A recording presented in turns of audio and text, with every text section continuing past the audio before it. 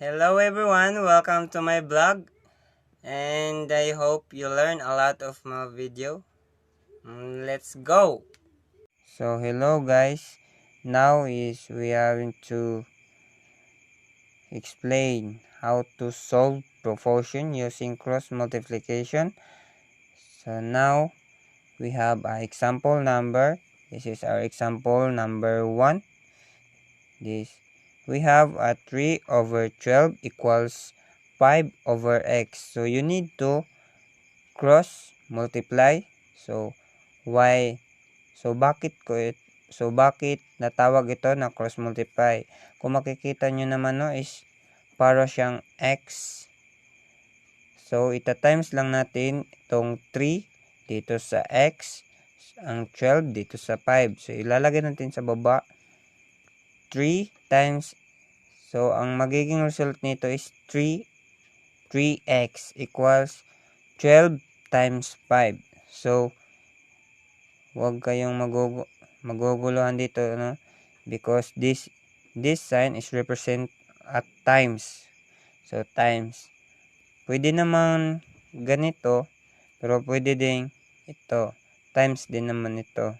So gagawin lang natin is copy the 3x, then 12 times 5 equals 60.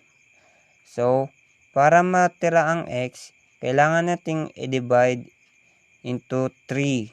So 3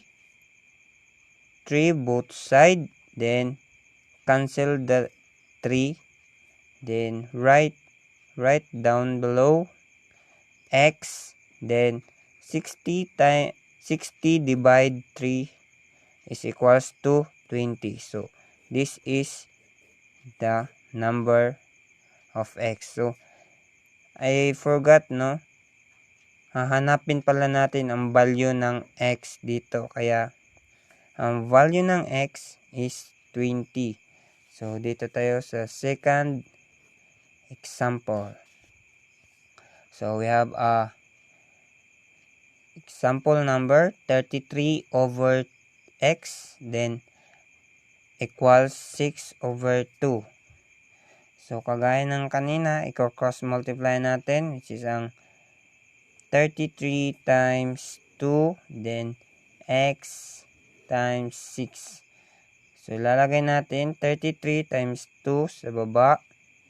So ito is represent a times, then equals 6x, then ita-times lang natin ang 33 times 2 is equals to 66. Then isasulat lang natin to sa baba. Then kagaya ng kanina, i-divide natin both side. So cancel the 6. Matitira na lang dito is x, then 6 divide 66 is equals to 11.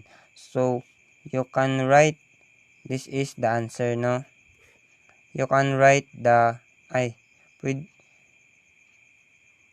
ibaba, you need to anong tawag dyan, ilalagay mo lang sa kabila, parang basta yan na yun, ilalagay mo lang dyan.